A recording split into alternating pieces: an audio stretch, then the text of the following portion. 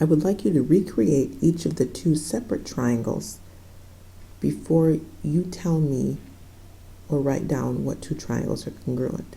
So, for instance, in number 21, here are our symbols. So now I would like you off to the side to recreate triangle BAR and then the triangle that it is congruent to. For instance, here is BAR, and I have included its congruent symbol so that I can keep track of which sides will be congruent in the second triangle. Now let's create that triangle. I can easily flip it into the segment EA should be on the bottom because it's dashed twice, like segment BR. I then place segment EB next, dashed with one dash. And finally, I can place my common side, but now with the separation, I can definitely see the two congruent triangles.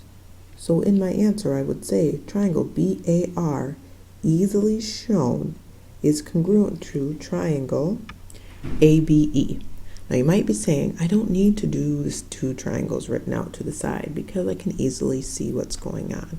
However, I'm going to argue that there is going to be a picture at some point during this week or the next that you are going to encounter that is going to be difficult to decipher with all the congruent symbols and the commonality. So I am urging you strongly, recreate the triangles when they are joined so that you can definitely see the two congruent pieces.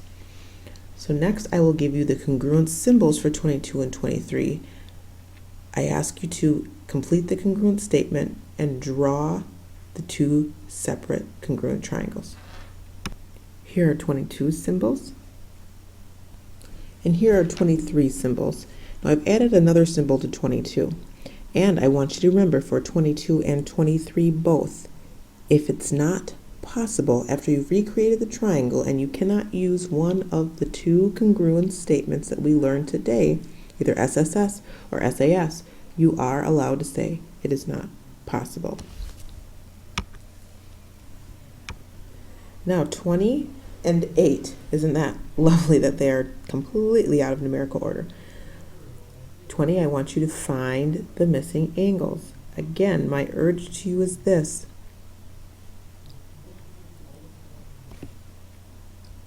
Find the triangle. Look for the big.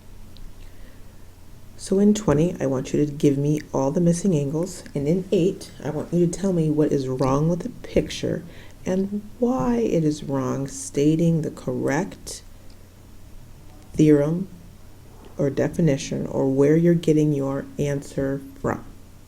Okay, this is your homework for the evening. Have a good one. Any questions, send me a message on Schoology. Good night.